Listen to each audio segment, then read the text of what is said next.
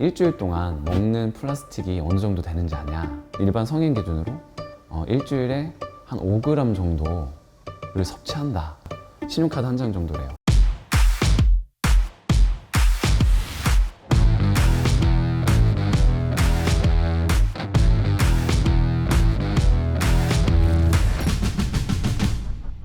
안녕하세요. 저는 한국포레티대학교 바이오 캠퍼스의 박철순이라고 하고요. 이제 박사학위로는 고분자 공학을 전공을 했었습니다. 네, 반갑습니다. 저는 이제 환경을 되게 중요시하게 생각하는 그 사람 중에 하나이다 보니까 어떻게 하면 제가 이런 꿈드림 공작소나 이런 걸 통해서 대중들한테 이걸 전달할 수 있을까를 조금 고민을 좀 많이 하는 편이에요. 네, 우선은 우리가 다 이제 직감하는 것처럼 기후 변화가 워낙에 심하기 때문에 탄소 중립 얘기가 많이 나오고 있습니다. 사실 그 역사적으로 보면은 한 2019년도 영국에서부터 시작이 됐다고 하고요. 넷제로라고 해서 탄소를 배출을 제로로 만들자. 언제까지? 2050년까지 기준을 잡긴 했지만 사실은 그게 현재까지는 지켜지지 않고 있는 부분들이 많이 있어요. 오히려 더 증가하고 있다는 게 문제점 중에 하나죠. 그래서 그 유엔 산하 기구의 IPCC라는 기구가 있는데 거기서도 한 2050년까지 한 1.8도 정도까지 올리는 걸 예상을 했어요. 근데 지금은 그거보다도 훨씬 더 큰 문제점, 그 온도가 빠르게 오르고 있다는 게 최근에 연구 결과로도 많이 나오고 있습니다. 그래서 지금은 2도씨 이상을 넘기지 말자. 2도가 넘어가면 아마 이 지구 생태계가 굉장히 많은 변화가 있을 것이다라고 예견을 하고 있습니다. 카본 캡처 유틸리제이션 앤드 스토리지라는 뜻을 갖고 있고요. 그 해석하는 그대로요. 탄소를 포집하고 활용하고 저장하는 기술이라고 보시면 됩니다.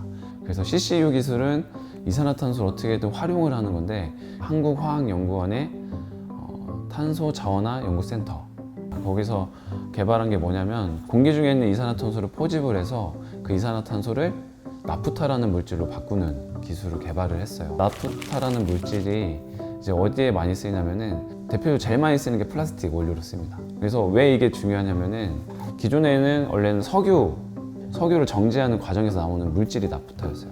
그래서 석유를 정제하는 과정에서 나오는 이산화탄소 양이 6,100만 톤? 뭐 이렇게 된다고 하더라고요. 어마무시한 양이긴 하거든요. 공기 중에 있는 이산화탄소로 그 나프타를 만드는 기술이니까 어떻게 보면은 탄소 중립과 관련된 기술이다라고 저는 생각하고 있습니다. 최근에 나온 이슈됐던 것들 그 중에 이제 하나가 이제 미세 플라스틱이란 주제가 있는데 미세 플라스틱은 이게 기준이 딱 정해져 있습니다. 뭐냐면 5mm 이하의 플라스틱이라고 이제 되어 있긴 한데요. 그게 요즘 연구도 굉장히 많이 되고 있는 분야 중에 하나입니다. 일주일 동안 먹는 플라스틱이 어느 정도 되는지 아냐? 그 연구 결과가 있다더라고요.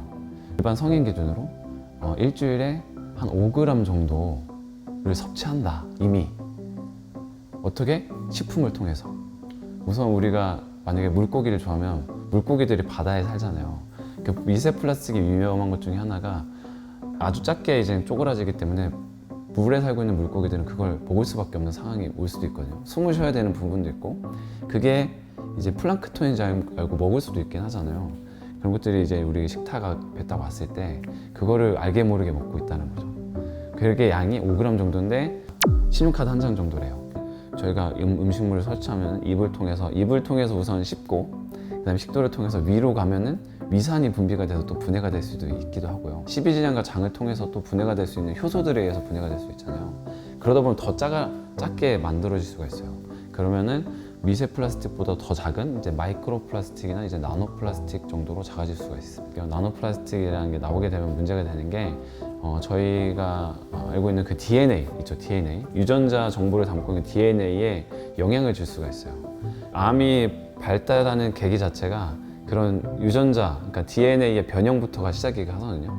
그러면서 이제 세포가 아예 다른 세포로 변형돼서 그게 암으로 발전하는 거여서 미세 플라스틱 그런 요인이 있다. 또는 우리 정자에 있을 때 그런 유전자 변형을 일으키는 그런 요인이 될 수 있다는 거는 그 제일 처음부터 생각하면 다 가능성이 있긴 하죠. 미세 플라스틱이 제가 안 좋은 점만 계속 말씀을 드리긴 했는데 제거할 수 있는 기술을 우리나라 연구진이 개발을 한 연구진들이 있어요.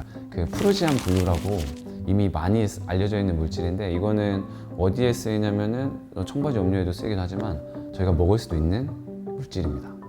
그 물질을 가지고선 어떤 전처리 과정을 거쳐요. 그냥 쓴 건 아니고 그거를 어떤 전처리 과정을 통해서 다른 물질로 좀 변형을 시킨 다음에 그거를 미세 플라스틱이 있는 물에다가 같이 섞고선 빛을 조사했더니 얘네들이 알갱이처럼 뭉쳐져서 떨어지는 거예요, 밑으로.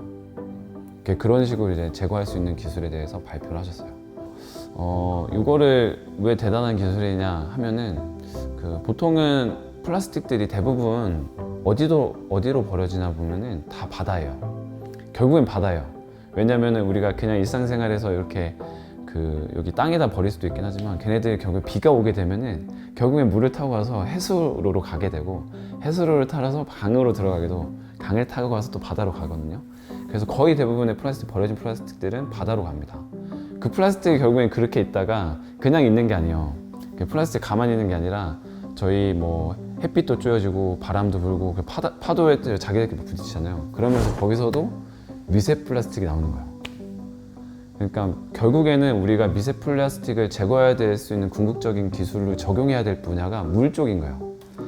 개발한 연구소에서는 물에서 그거를 바로 미세 제거할 수 있는 기술을 개발을 한 거죠. 그러니까 나온 얘기 중에 하나가 하수종말 처리장 쪽에도 결국에는 플라스틱이 많이 들어오는데 거기서 이제 좀 적용하면 어떠냐, 침전시켜서 미세 플라스틱 제거할 수 있는 기술이면 좋겠다. 근데 그 약으로 쓰려고 한다면은 사실 또 식약처의 승인이 또 필요하죠.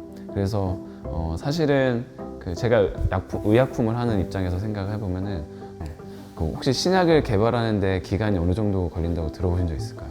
보통 15년이요. 근데 그것도 좀 줄어서 예전에 20년이 했거든요. 그러니까 처음 개발 단계부터 해서 실제로 제품이 나온 데까지 20년 걸리잖아요. 약으로 만들려면 정말 사람이 먹을 수 있는 약이냐 이런 거를 따지는 규제 기관들이 있는데 이제 우리나라의 식약처 같은 그런 기관들에서 진짜 약으로 쓰일 수 있는지 없는지를 그런 여러 가지 검증 절차에서 오케이 나야지만 먹을 수 있는. 만약에 제약회사 이런데 우리 니네 기술 보고 몸 안에 있는 그런 미세폴을 제거할 수 있다고 어느 정도 검증이 된다고 하면 좀 도전해 보고 싶다라고 하면은 충분히 가능성이 있는 얘기잖아요. 이런 환경이라든지 또는 더불어서 제가 전공한 이런 의약품이나 이런 부분에 대해서 같이 이제 제 교육이나 아니면 다른 교수님들도 마찬가지예요. 그런 교육을 들으면서 그럼 그걸 가지고선 일반 사람들이 그걸 한번 해보는 거예요. 꿈드림 공격성을 통해서 이런 기술이 우리나라 연구진이 개발한 기술인데 미세 플라스틱을 제거하는 기술이다. 그걸 소개하고 싶은 생각이 있습니다. 일상생활에서 쓰일 수 있는, 일상생활에서 과학적으로 좀 접근할 수 있는 그런 것들을 교육하고 싶은 계속 생각을 하고 있습니다. 모든 분들이 알아서 다 같이 이제 적극적으로 참여하게 되면은 조금 더 훨씬 더 좀 극복할 수 있는 문제이지 않을까 하는 생각을 가지고 있습니다.